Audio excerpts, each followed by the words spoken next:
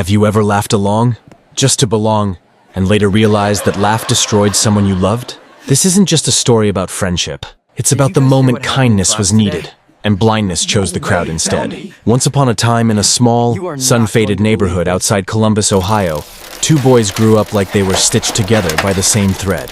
Malik Johnson lived in a cramped apartment with a mother who worked double shifts at a nursing home, and Ethan Parker lived 3 doors down in a house that always smelled like fresh laundry and weekend pancakes. Different lives, same dreams. They rode the same rusted bikes, shared the same cheap headphones, and made the same promise on a cracked sidewalk. One day, they'd leave this place and become somebody. They didn't say what somebody meant. Maybe a businessman, maybe an athlete, maybe just a person who didn't have to count coins at the gas station. But they said it with the kind of confidence only kids have, the kind that feels like a shield. In middle school, Malik was the bright one, the kid who could turn a boring worksheet into a joke that made the whole class laugh. The kid teachers secretly hoped would end up on a college brochure one day. Ethan wasn't dumb. He was just softer, more careful, the kind of boy who watched the room before he spoke.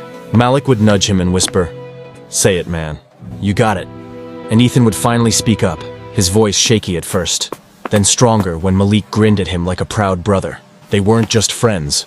They were proof that being seen by one person can keep you alive inside. When Ethan's dad lost his job for a while and the house grew quiet, Malik brought over leftover food without making it a big deal.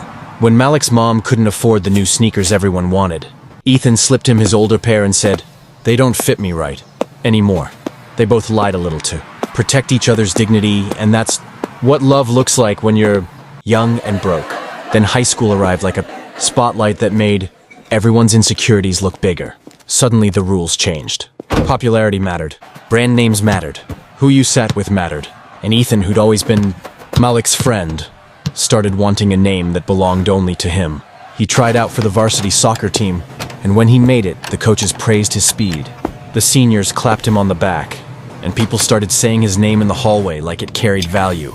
Malik was proud at first, but pride doesn't pay bills, and Malik's life at home was getting heavier.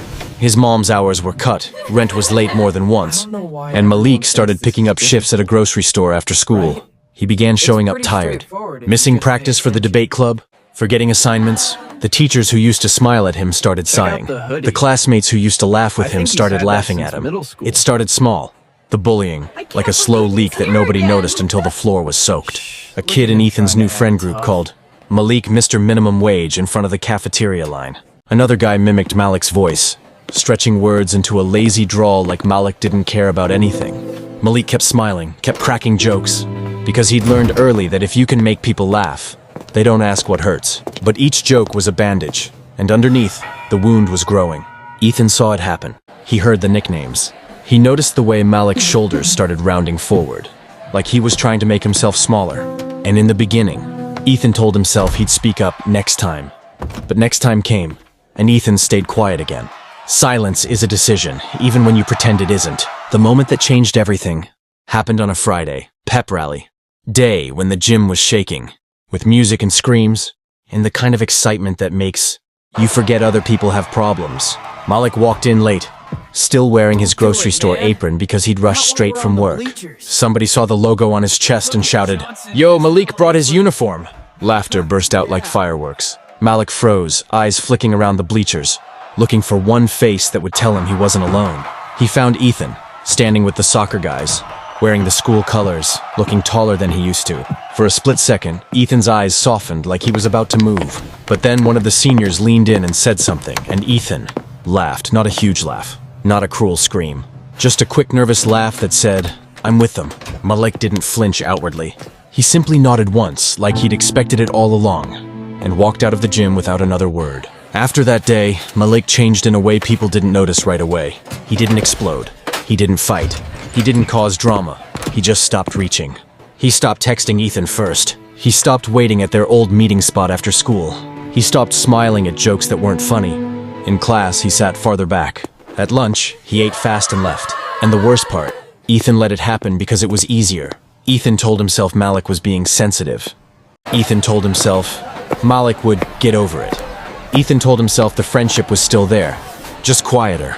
But deep down, Ethan felt something sour, like he'd swallowed a truth he didn't want to taste.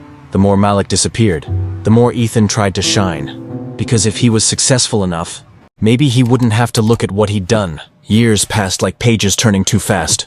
Ethan went to a big university, got internships, learned how to smile in interviews and talk about leadership like it was natural. He built the life he'd promised himself on that cracked sidewalk. New city, new friends, new clothes, a job offer before graduation. On the outside, he looked like a success story. But sometimes, late at night, Ethan would scroll old photos and see Malik beside him, too. Skinny kids with bright eyes, and his chest would tighten in a way he couldn't explain. He tried to search Malik online. The results were thin. An old school photo, a tagged post from years ago, nothing current. Ethan told himself Malik probably did fine. Still, a small voice kept asking, what if he didn't? What if you were the reason he stopped believing? If you're feeling this story, subscribe to English Story Academy right now, because the most emotional, life-changing stories are coming, and you won't want to miss the next one. Ethan's regret truly woke up the day he went back, home for a holiday and stopped by the same grocery store. Malik used to work at. The place looked smaller, like his childhood had shrunk. At the checkout counter, a worker with tired eyes scanned his items, and Ethan saw the name tag, M. Johnson. His heart jumped, stupidly hopeful. But it wasn't Malik, just another Johnson. Still, the moment cracked something open. Ethan drove through the old neighborhood, past the cracked sidewalk where they made their promise, past the park where Malik used to outjoke everyone, past the school where the pep rally happened. And then he saw him, on the corner near a bus stop, Malik. Older now, leaner, wearing a plain jacket, holding a folder like it mattered. Ethan nearly slammed the brakes. Malik looked up, and for a second, their eyes met. Ethan felt his throat close, like his body knew before his mind did. This is the person you left behind. Ethan got out of the car and said Malik's name like it was fragile. Malik didn't smile. He didn't look angry either. He looked careful, like someone who'd learned not to expect kindness, because kindness had a habit of disappearing. Ethan tried to talk fast, spilling sentences. I've been looking for you. You crossed my mind. How have you been? Malik listened, nodding once in a while, but his face stayed neutral, almost polite. Ethan finally asked the question that had been burning for years. What happened after high school? Malik's eyes shifted down to the folder in his hands. He said quietly, life happened. And then, after a pause, he added, I used to think I was invisible. Turns out people saw me. They just didn't care. That line hit Ethan like a wave, because Ethan remembered Malik's eyes scanning the bleachers, searching for one face. Ethan remembered his own laugh. Ethan remembered the exact second he chose belonging over bravery. They sat on a bench near the bus stop, the air cold enough to sting. Malik finally spoke in full sentences, and each one felt like another door opening to a room Ethan had refused to enter. Malik explained how he'd worked for years, how he'd tried community college, twice but dropped out when rent swallowed the money. He talked about how people treated him like he was lazy, because he was exhausted, and how the bullying trained him to stop asking for help. You know what's crazy? Malik said, voice steady but eyes shining with something painful. I didn't need you to fight the whole world. I just needed you to not laugh with them. Ethan's hands trembled. He apologized, again and again, until the words sounded cheap even to him. Malik didn't comfort Ethan. He didn't pat his back. He simply said, I forgave you a long time ago. Not because you deserved it, but because I was tired of carrying you. And that's when Ethan realized the biggest transformation wasn't his career or his success. It was Malik surviving, long enough to protect his own self-worth. Moral: be kind, not blind. Because one laugh can break a heart for years. Choose courage over crowds. Your kindness might be someone's turning point.